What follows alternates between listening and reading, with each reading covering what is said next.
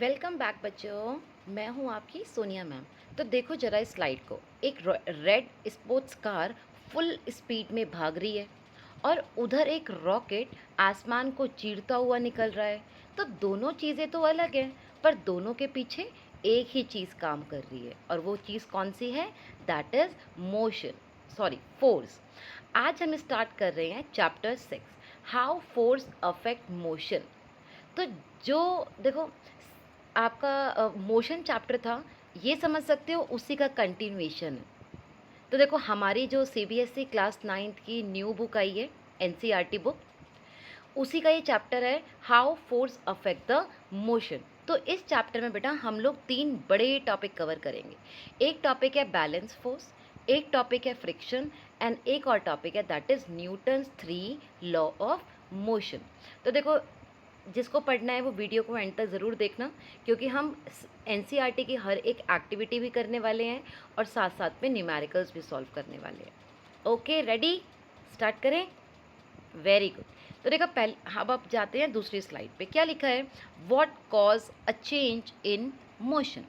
तो बच्चों देखो, पिछले चैप्टर में हमने मोशन डिस्क्राइब करना सीखा, पोजीशन, वेलोसिटी, एक्सेलरेशन, राइट। लेकिन एक चीज़ हमने नहीं पढ़ी थी, राइट। वो क्या था कि मोशन के पीछे रीज़न क्या होता है। मोशन कॉज भी तो कोई चीज़ होती होगी ना, वो क्या होती है। इस चैप्टर में हम तीन सवालों के जवाब ढूंढने वाले हैं। क्या पोजीशन और वेलोसिटी में चेंज का कोई अंडरलाइंग रीज़न है क्या? मतलब अगर कोई पोजीशन और वेलोसिटी है, तो अगर वो चेंज करेंगी तो उसके पीछे कोई रीज़न होता है। उस रीज़न का नेचर है क्या?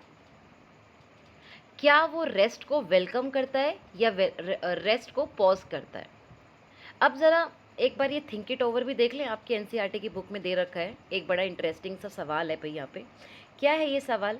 सोचो, एक ये छोटी सी नाव है, दिख रहा है एक बंदा, इसमें दो बंदे बैठे हुए दिख रहे होंगे आपको नाव के अंदर। तो ये एक छोटी सी नाव है।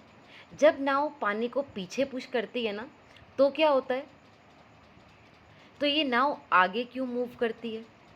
और जितना ज़्यादा ज़ोर से पुश करोगे उतनी ही तेज़ तरीके से आगे जाती है। और अब एक और सिचुएशन है। सोचो, दो दो नाव हों आपके पास, और दोनों में ना सेम फोर्स लग रही है, लेकिन एक में दो लोग बैठे हैं और एक में एक ही लोग बैठा हुआ है। तो बताओ कौन सी वाली जो नाव होगी वो ज़्यादा तेज़ जाएगी? अच्छा, इसको सोचना और सोच के इसका आंसर ज़रूर कमेंट बॉक्स में लिखना कि आपको क्या लगता है वो दोनों नाव में से, एक जिसमें दो लोग बैठे हैं, एक जिसमें केवल एक ही बैठा है, तो कौन सी वाली सबसे ज़्यादा तेज़ जाएगी? तो देखो ये सारे सवालों का जवाब आज हमें मिलेगा, क्योंकि हम न्यूटन के 3 लॉ ऑफ मोशन सीखने वाले हैं। तो याद रखना एक सिंपल सी लाइन, हर चेंज इन मोशन का एक रीज़न होता है। हर चेंज इन मोशन का एक रीज़न होता है, और उस रीज़न को समझना ही हमें मोशन प्रिडिक्ट और कंट्रोल करना सिखाता है। क्या बोला मैंने फिर से? हर चेंज इन मोशन, कोई चीज़ मोशन में थी, उसको आपने चेंज किया, उसके मोशन को चेंज किया, तो उसके पीछे कोई रीज़न तो होगा ना। और वो जो रीज़न है, अगर आपने उसको समझ लिया, तो आपने मतलब मोशन को प्रिडिक्ट और कंट्रोल करना सीख लिया। अभी आपको लग रहा होगा पता नहीं मैम ने क्या स्टेटमेंट सा दे दिया, बट जब आप ये चैप्टर आगे पढ़ते रहोगे ना, आपको मेरे इस स्टेटमेंट का आंसर खुद ही मिलेगा। रेडी है? नेक्स्ट देखें, चलो। तो भाई एनसीईआरटी की बुक जो इस बार है, उसमें सबसे पहली 6.1 कॉन्सेप्ट है, concept of force. What can a force do. तो अब भाई सीधा टॉपिक पे आ जाएं कि फोर्स क्या कर सकती है। तो फोर्स बेटा तीन काम करती है। क्या है वो तीन काम? किसी भी ऑब्जेक्ट को रेस्ट से मोशन में ले आती है, किसी मूविंग ऑब्जेक्ट की स्पीड को या डायरेक्शन को चेंज कर देती है, और कभी कभी ऑब्जेक्ट का शेप भी चेंज कर सकती है। क्या क्या बोला मैम आपने? समझ तो आया नहीं।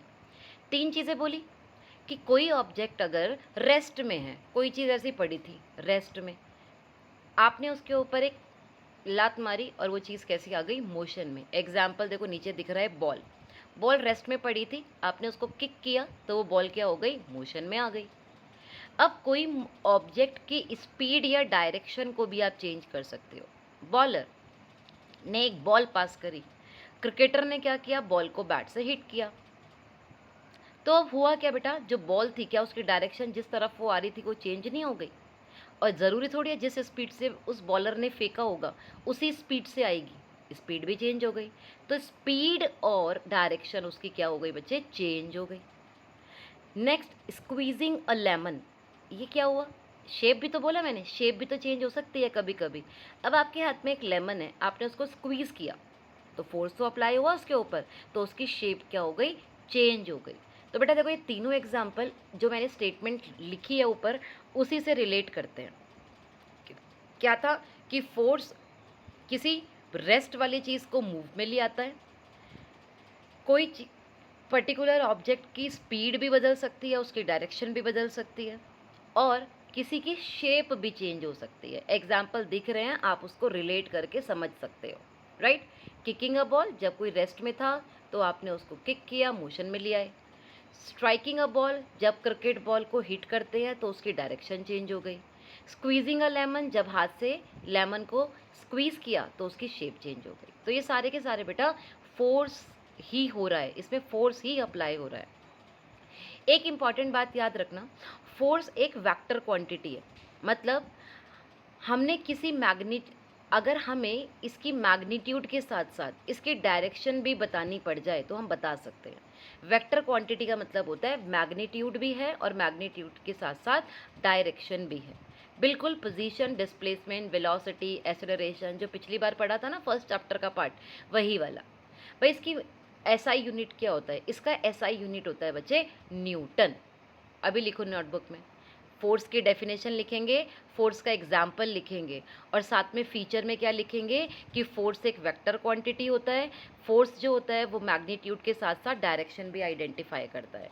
और क्या लिखेंगे कि जो फोर्स होता है उसकी एसआई यूनिट क्या होती है, न्यूटन। आपका 3 मार्क्स का क्वेश्चन हो जाता है रेडी। अब आगे बात करें, मेजरिंग फोर्स मतलब measuring the magnitude of force. मतलब अभी भी समझ नहीं आया मैम? भाई अब सवाल ये है कि फोर्स को मेज़र कैसे करोगे। देखो इसके लिए यूज़ होता है बेटा स्प्रिंग बैलेंस, दिख रहा है ये इसके हाथ में कुछ स्प्रिंग बैलेंस। ये सिर्फ वेट नहीं करता बल्कि किसी भी फोर्स के मैग्नीट्यूड को मेज़र कर सकता है। जब तुम स्प्रिंग बैलेंस के फ्री एंड को खींचते हो, फ्री एंड को खींचते हो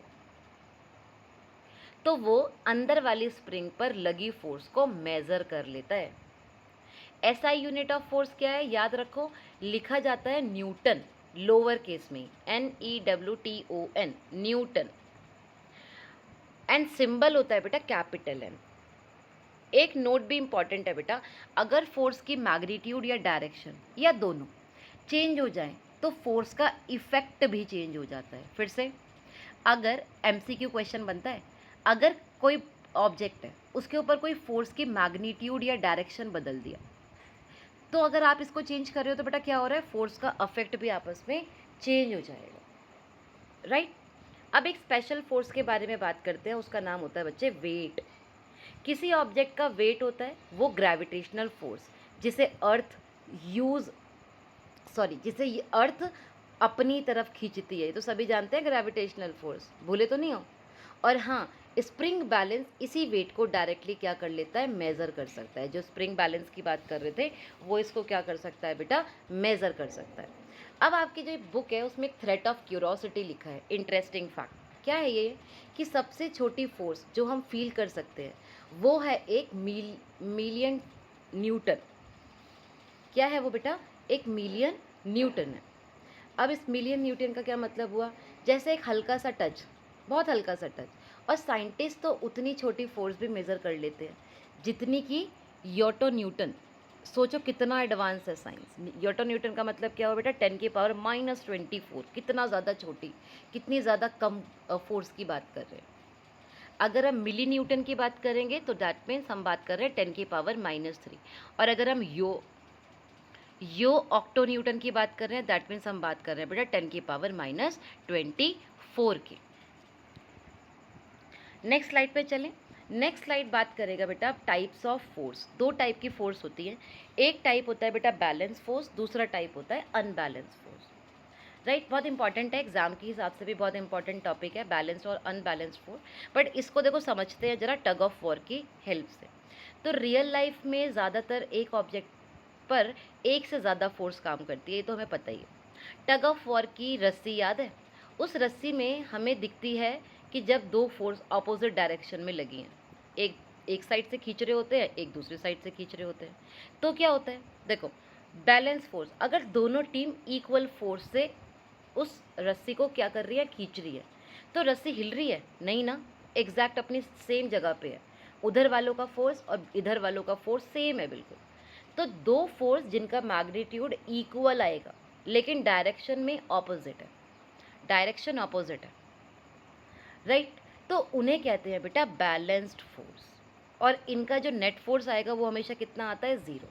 that means no change in motion, कोई मोशन में चेंज ही नहीं आया। ऑब्जेक्ट रेस्ट में ही रहेगा या कांस्टेंट वेलोसिटी से ही मूव करता रहेगा। या तो वो कैसे पड़ा है, कांस्टेंट पड़ा है, या फिर रेस्ट में पड़ा है। और कांस्टेंट भी कैसे पड़ा है, सेम ही वेलोसिटी से मूव कर रहा है, मतलब उस पर कोई फ़र्क नहीं पड़ रहा है दोनों साइड से। अनबैलेंस्ड फोर्स क्या होता है, अगर फोर्स इक्वल नहीं है तो रस्सी या तो क्या जाएगी, जहाँ ज़्यादा फोर्स है उसकी तरफ मूव करेगी। तो ये होता है बेटा अनबैलेंस फोर्स। दैट मीन्स यहाँ पे जो नेट फोर्स होगा वो ज़ीरो नहीं है, कोई तो जीत रहा है ना उसमें, किसी के पास तो ज़्यादा ताकत है। तो change in motion, object move करना शुरू कर देगा या अपनी स्पीड या डायरेक्शन को क्या करना कर देता है, चेंज करना शुरू कर देता है। तो बैलेंस फोर्स क्या हुआ, जहाँ पे जो चीज़ें हैं वो अनचेंज्ड हैं। और अनबैलेंस फोर्स क्या है, जहाँ पे मोशन में चेंज आ जाता है, बड़े फोर्स की डायरेक्शन में चला जाता है। याद रहेगा। अब एक छोटा सा न्यूमेरिकल देखते हैं, आपकी बुक में भी दिया है, कैलकुलेट करके देखते हैं क्या कैलकुलेट कर रहे हैं भाई ये। एक सेकेंड, आज का ये लास्ट टॉपिक है, इसके बाद हम लोग नेक्स्ट पार्ट में करेंगे क्योंकि ज़्यादा नहीं पढ़ना, बस आप इतना ध्यान रखो आज क्या सिखाया आपको कि फोर्स है क्या, फोर्स कैसे आइडेंटिफाई करते हैं, उसका एसआई यूनिट क्या होता है, कितने टाइप की फोर्स होती है, और अगर आपको नेट फोर्स निकालने के लिए आए तो उसको निकालते कैसे हैं, ये अब हम अभी सीख रहे हैं। तो राइट, नेट फोर्स निकालना है हमें, तो नेट फोर्स निकालने का आपके पास क्या फॉर्मूला है बेटा, F1 + F2 equals to net force. और अगर ऑपोजिट डायरेक्शन में है तो F1 - F2 equals to F net. तो देखो याद रखेंगे पहला रूल क्या बोलता है, सेम डायरेक्शन। अगर दोनों फोर्स सेम डायरेक्शन में लगेंगी तो नेट फोर्स क्या होगा बेटा, दोनों का सम। अगर फोर्स कहाँ लग रही है बच्चे, सेम डायरेक्शन में है, सेम डायरेक्शन में, तो क्या हो रहा है, देखो आपको दिख रहा है F1 भी इसी साइड जा रहा है, F2 भी इधर ही जा रहा है, तो वो ऐड हो गया।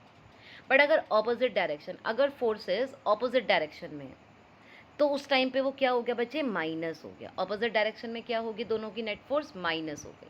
अब आपकी बुक में एक एग्जांपल है, तो क्या है, दो फोर्सेस हैं, एक 10 न्यूटन का, एक 6 न्यूटन का, एक्ट कर रहा है किसी ब्लॉक पे, तो फाइंड करो नेट फोर्स क्या होगा। बोथ केसेस बताने हैं हमें, राइट। दो फोर्सेज हैं, 10 न्यूटन 6 न्यूटन, एक ब्लॉक पे लग रही है, एक डब्बा है भाई उसके ऊपर लग रही है। हर केस में नेट फोर्स निकालनी है। तो दोनों फोर्स अगर सेम डायरेक्शन में होगी, अभी बोला सेम डायरेक्शन मतलब ऐड कर दो, तो 10 + 6 16 न्यूटन हो गया। अब अगर दोनों के दोनों कहाँ लग रही है बेटा, अलग अलग डायरेक्शन में, एक इधर से लगा रहा है फोर्स, एक इधर लगा रहा है, तो बड़े वाला में से स्मॉल वाला माइनस कर देंगे तो 4 न्यूटन आ जाएगा, और जाएगा कौन से डायरेक्शन में, राइट डायरेक्शन में। अब क्या है बेटा, अगर 6 न्यूटन इस साइड से एंड 10 न्यूटन इस साइड से, राइट।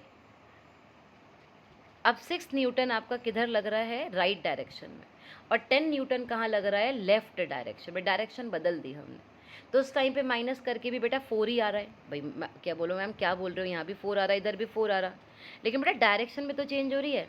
अब ज़्यादा वाला फोर्स जो था वो राइट में था पहले, अब ज़्यादा वाला फोर्स जो है वो लेफ्ट में है, तो आंसर भी बेटा लेफ्ट में ही रहेगा, राइट।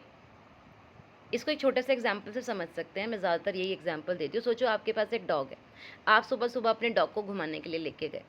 अब डॉग जो था वो आपके कंपैरेटिवली थोड़ा सा पपी, मतलब अभी पपी स्टेज में था, आप उसको घुमाने के लिए लेके गए, तो अभी पपी तो कम फोर्स लगा रहा है, आप ज़्यादा लगा रहे हो।